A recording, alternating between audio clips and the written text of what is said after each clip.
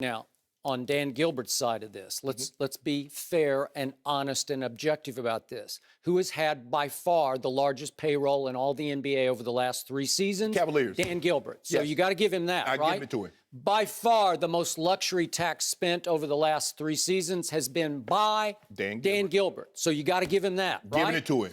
And there's one other man here in the middle of all this named LeBron James, who's pointing fingers now upstairs at the top. Why don't you spend money? Who took a max $31 million to play this year? Who will make a max $33 the next year? And if he chooses to stay a third year, $36 million, all max salaries. LeBron James took those salaries, right? Yes. And I'm not being 20/20 hindsight hypocrite here. I called him out on that back on the old show numerous times. LeBron, why don't you follow the Tim Duncan method? Why don't you just say, I'm making more money than I'll ever spend off the court? Does he not? Can you not turn on your TV without seeing another LeBron ad? Don't you think he's making a few bucks off the court? He's doing well for himself. I think he's doing really well for himself. So why, if in fact you want to catch Michael Jordan, why don't you simply say, well, there is this thing called a salary cap, and if I take the Tim Duncan route here, Tim Duncan over his last 3 seasons with the Spurs made 10.3, and last year $6 million by his choice. He could have, Tim Duncan, the great Tim Duncan, an all-time top 5 player, he could have said, I have earned the right to make the max all the way home. As many more years, they would love to have him playing now this year, but he chose not to. But what if he had said, I'll take 30, and 30 over those last 3 years? What would it have done to the Spurs' quality depth? Because their second 5 can be just as lethal as their first 5 can. Why is that? It was because Tim Duncan took so little money. He took a third, and then probably maybe a fourth, of what LeBron James was making, because he said, I need to open up the back end of our salary cap for all those role players that we have coming off the bench, the Patty Mills and even Manu coming off the bench. We want to make sure we can keep them under our cap. And now LeBron is saying, I don't have enough help. I don't have enough help. Well, you make $31 million. Yes, he did. You heard him. You heard it. I need an excuse. I need to make sure in case this thing falls apart that everybody knows why I don't have any help. He didn't say it like We're that, top Skip. Heavy. Yes, that's what he said. You know it, and I know it. Right. Am I right? First of all, he made it abundantly clear. He was never, ever going to take less than max dollars. He did. He said for the longest time he had never been the highest paid player, although he had been the best player. Not only on his own team, because he's always been the best player on his own team, but he was never the highest paid player. Okay, but in Miami, the big 3, Joy can concur with this, I think, they all took less money than they deserved. They all had to sacrifice some to make sure all 3 could fit under the cap starting in 2011. 2011. Yeah. But he made it abundantly clear that moving forward, taking less money was not going to be an option. He did? He said because the owners don't take less money. The franchises are not less valuable. So why am I going to take less money? Just on principle. Nobody's saying that he has to. Right. But if he wants to fit, he wants a bench. I want you to figure it out. And if you have to spend $200 million, this is what you promised. I did not come back here just so you can rake in the money because your franchise is going up in value. The ticket sales are going up in prices. You're not paying me. The $500 million that your franchise has increased, you paid me $32 million. Okay, I got it. But again, the cap is the cap, and he can't fix that unless they change the rules. Go over the cap. CBA. Ron is saying go over the cap. He is, and they have been going over the cap. Well, keep going. Okay, keep going. I think there is a larger and a deeper issue at work here. I have one source close to this situation who tells me that he still believes that LeBron is angling in his heart of hearts toward he wants to reunite or unite with, remember the banana boat brethren? Remember that picture, the famous or maybe infamous picture? Who are those big 4 brothers? They are like brothers. He, Melo, Dwayne, CP3, right? Yep. So right now, I think LeBron is also upset. This is just me, and I've heard this from one source, and I'm not going to take this one to the bank, but knowing what I know about LeBron, how much he loves Melo like a brother, and that is not overstated, and Dwayne and Chris, that they are truly, seriously as close as non-brothers can get. Yeah.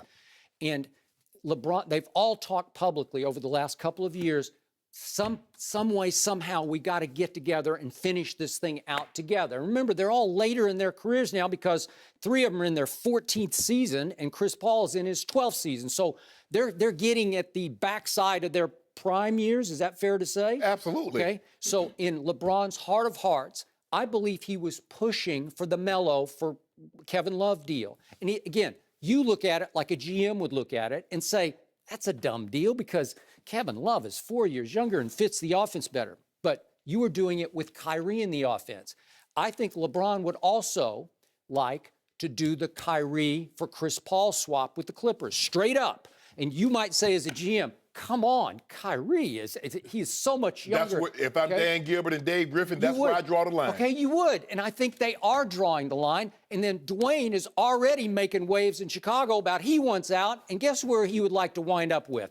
LeBron James. Some way, somehow, he would probably take the minimum to fit under that cap right now just to be reunited with LeBron and be united with his other brothers. So my point is, I believe that LeBron, he's halfway through his 14th year. He's got 3 rings. I think he would tell you right now on a lie detector, I would have a better, is he calling you right now? That might be LeBron. No, it's not. Who is it? Nobody. Nobody, thank you.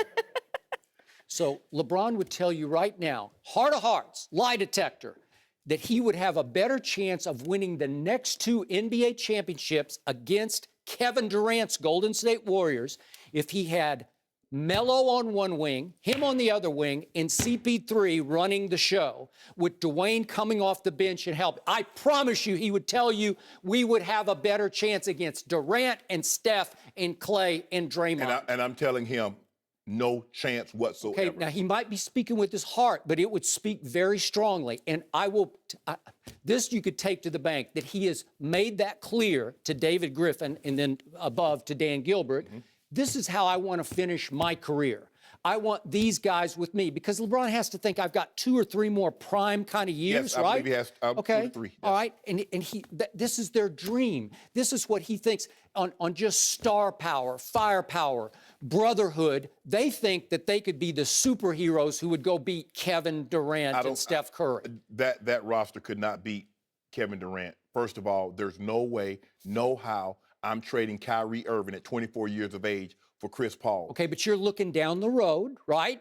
I don't think LeBron's looking that far down the road. I'm not worried about down the road. I'm talking about in the car with me right now. Okay. Kyrie riding shotgun. Okay. I got no room for Chris Paul. I'm with you on that, but you're not thinking the way LeBron James thinks. Look, remember, those guys have won at the international level together. Now, again, they're playing international players.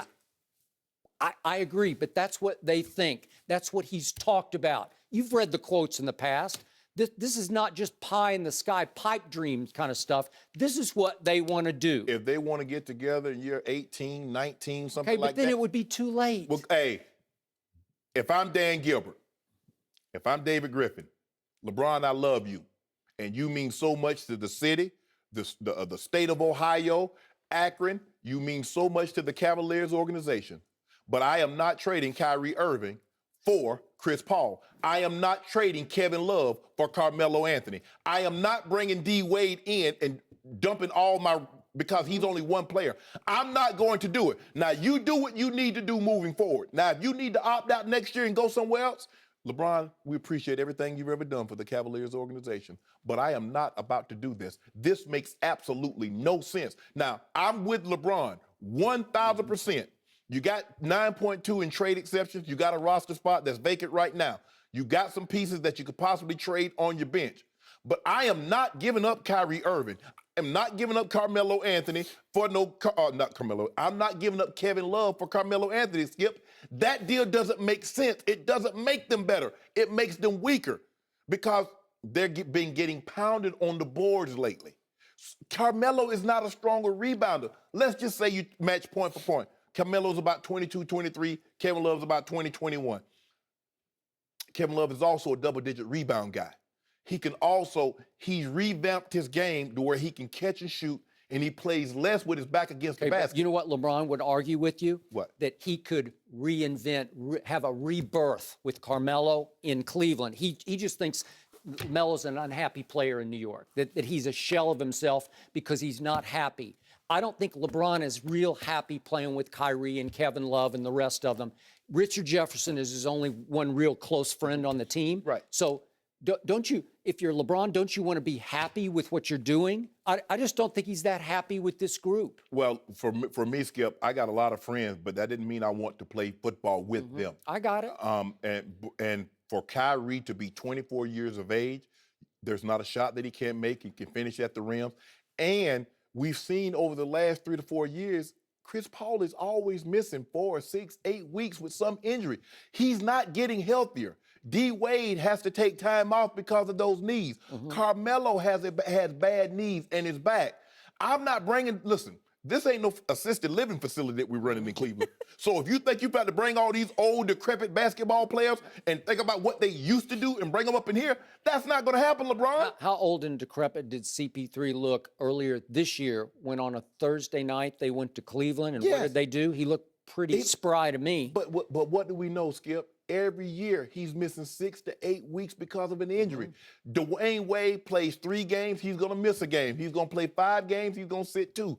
Carmelo Anthony, his knee, knee tendonitis or his back. Skip, I'm not about to have it. Okay, but here's what you're missing. I don't think LeBron wants to play more than 2 more years in Cleveland, Ohio, just because of Dan Gilbert. He's gonna serve it out, try to max it out. He would like to max it out with his banana boat brethren, but after it's over, however it ends, in 2 more years, he has an opt-out. It's his choice, right? Yes. Then I believe he finishes his career, I don't know, maybe in L.A. He's got a house in, Brentwood, I think it is, right here in L.A., and finishes it out as the Lakers start to, continue to rebuild. Maybe he says, that's where I end it. Maybe he goes to New York and ends it there, depending on the state of the 2 teams on the coast or the other coast. So I think this is, he's frustrated because he wants to max out his chances in Cleveland right now at the end of his prime. And then wherever his swan song is will be elsewhere, not in Cleveland, Ohio.